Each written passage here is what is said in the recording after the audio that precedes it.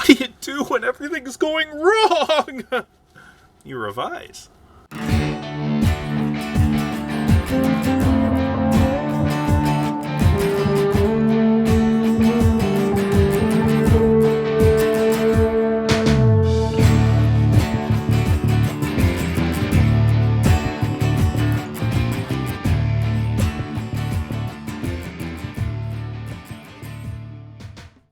Is revision the most fun thing you'll ever do? I don't know. I kind of enjoy it. I enjoy it a lot more than the drafting process, which is basically me hitting my head against this keyboard here. But it's the most important part.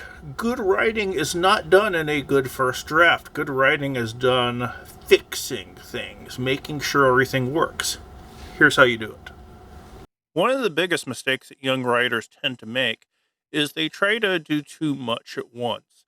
Writing really is a process, and the more you break it down, the better you're going to be. And this applies to everything, but in our case, we're going to talk about how it applies to fixing your papers. Mainly, there's a real difference between revision, editing, and proofreading, and you have to approach them as completely separate enterprises if you want to be able to do any of them well. We're going to talk about revision here. It's big picture work. It's, does the text do what it's supposed to do? Is it properly articulated? Does it spell out your vision? Does it fulfill its purpose? These are the big picture items, the higher level things that show up. Basically, is it an effective document in terms of content? Editing is checking the source against target for mistranslations, looking for inconsistencies, looking for major style and clarity issues, making sure your language is as powerful as possible, checking your wording, all that kind of fun stuff. It's getting the language right. Proofreading is the final check for all the nitpicky things like spelling, grammar, syntax, punctuation, blah, blah, blah. In this video, we're going to talk mostly about revision. This is going to be a little bit less prescriptive than you might think, because revision is basically about getting the paper to do what it's supposed to do. And obviously, you can't give a one-size-fits-all plan for that. It depends on what the purpose of the assignment is. So the best we can do is break it down into large-scale work and small-scale work. In terms of the large-scale work, this means looking at the big picture. Does it work as a cohesive document? This is the time you're going to want to definitely read the whole thing through to make sure that everything is doing what it's supposed to. I'd recommend a read through just at normal speed without marking anything and then trying to figure out how well your document worked. Check the focus. You would be surprised how many papers I get in any class where they're doing something that's not really on the assignment sheet. The assignment sheet is a very important thing in a college class, definitely, because it spells out what we're looking for. And I don't care how good you are, if you don't give us what we're looking for, it's going to affect our evaluation of your work. Even taken outside the confines of the university, making sure you're doing the work you're supposed to do is going to determine whether people want to read your stuff or not, whether someone wants to pay you to keep doing your stuff. So making sure that you're fulfilling the actual obligations of your assignment as opposed to just doing what you think is right. The assignment sheet is where I spell out what I want. And if I don't get that, that's going to be a prime determining factor. It's easy to get lost in the weeds. It's easy to think that something else is more important and go off wandering in search of it. But you really need to keep the focus that whoever's asking you to write the paper requires. Spend some specific time working on the introductions and the conclusions. The introduction is the part of any document which establishes how a reader will interpret everything that goes on. If you're going to set up your stuff properly, it needs to be in the introduction. If you're going to walk me through your argument, that needs to happen in the introduction. Many professional writers will write an entire document and then go back and do the introduction last, or make it the first thing you go back and check. If the introduction is solid, I'm going to be in a good state of mind for the rest of the paper. If the introduction shows issues, I'm going to assume those issues are going to recur over and over in the paper, and I'm going to look for them. Conclusion is the thing that wraps up everything for the reader. You state your conclusions, and that gives me an idea of what I should have been thinking and lets me in on the significance of your document, and it lets me in on where we go next. Basically, by focusing on the introductions and conclusions, I'm not saying everything else isn't important, but introductions and conclusions are particularly important because it gets me in the mood to follow your work, and then it makes me think about your work after we're done. Going into the structure, making sure the document has whatever sections might be required of it. If there aren't required sections, make sure what you have is flowing in a way that makes some kind of sense. You hit point 2 before you hit point 3. Would this paragraph be better over here? That kind of stuff. Does it work as a cohesive whole, because are all the parts where they need to be? Look at document design. In some types of writing, this is going to be more important than others. In tech writing and business writing, lots of documents that go out to the general public are very important how well they look. People don't like to read ugly documents. When you're talking standard academic writing, it's a little bit more cut and dry because there are specific requirements for how we want stuff to look. Don't try to, for instance, 2.5 space something with 1.5 margins or something like that. If there are rules, follow the rules. If there are ways to make it more visually attractive and that's appropriate for your type of document, make it more visually attractive.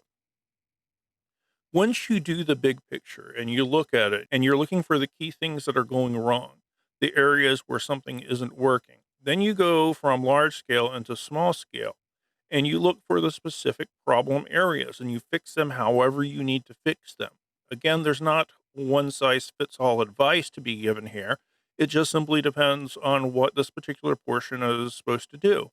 But then once you fix the small scale area, the problem area, you have to go back and look at your document from a large scale perspective again. It's very important because you change a part, you can potentially change the whole point of the exercise. And you want to make sure that changing this doesn't completely alter everything that comes before it. Sometimes it does, and you realize that's a bad thing and you have to change it again. Sometimes it alters everything and gives you better insights and makes you want to fix everything else to reach the same level as that area you just fixed. Revision also means making sure your base of knowledge is correct, which means research. You should be researching at multiple stages in the writing process. You should be looking for stuff when you're thinking of ideas. You should be looking for stuff as you're going through your drafting process. And you should be looking to see if you need different information or more specific information when you go to revise. What makes a decent source? We're at the stage now where anyone can put anything online, but there are definite places online that are better than others. If you can probably get a good sense of it by the general reputation of the website. Although it's tricky because BuzzFeed nowadays has a really good news program, but then they also have pick these 5 types of soups and we'll tell you which Game of Thrones character you are. So you have to be able to judge each source on its merit. Make sure it's credible. Make sure it's from a good place. Make sure it demonstrates care and research and good work. If there's a layer of control, that's going to be really good. It's one of the reasons why a lot of teachers will tell you they only want peer-reviewed stuff. If it's in an academic journal, academics have made sure that it's academic enough to be published there. If it's on my personal webpage, I'm the only one who cares about that. You have to make sure that your document is current too, because ideas change. Have you ever heard of phrenology? This is an interesting one because back at the end of the 19th, beginning of the 20th century, could be a little off on those dates, but there was a theory going around that you could tell something about the type of person by the shape of their head. Yeah, it sounds wacky nowadays, But at the time, it was an accepted scientific theory. And you see from the image in front of you, the general shape of your head had something to do with where your brain was in your head, and that determined how you think about things, according to this theory. They also could go more specific and get specific personality characteristics by looking at the bumps on your head and such. Well, there's a big problem with phrenology. Not only is it not accurate, it's the way it ended up getting used.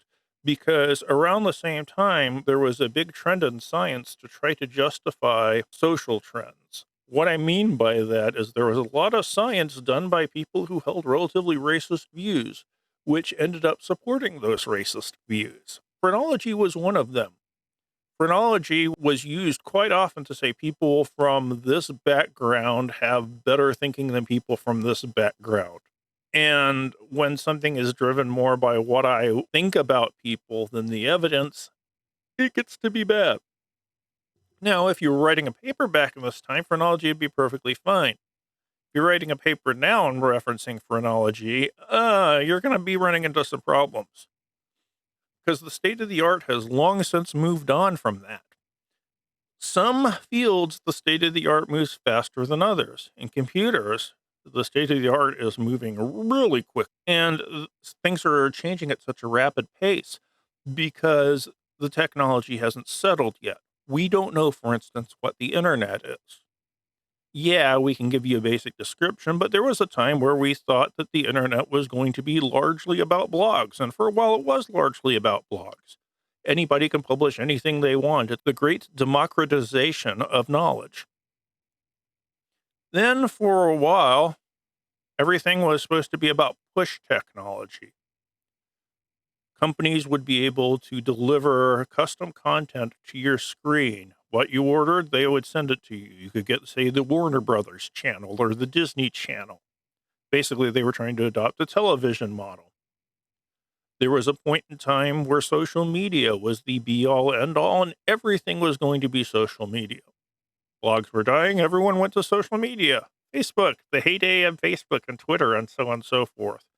Nowadays, we're kind of moving out of that. What are we moving into?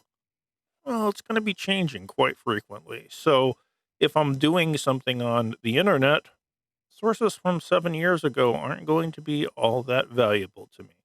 So one of the jobs of your revision is making sure your sources are not only quality publications, but making sure that they're current enough. It's important when you're doing revision that you give yourself enough time to really fix it. That means you can't really procrastinate on the drafting process. Even if you end up with something that's kind of, no one's going to know because you're going to fix it. Give yourself enough time to make sure everything's right. See you in the next video.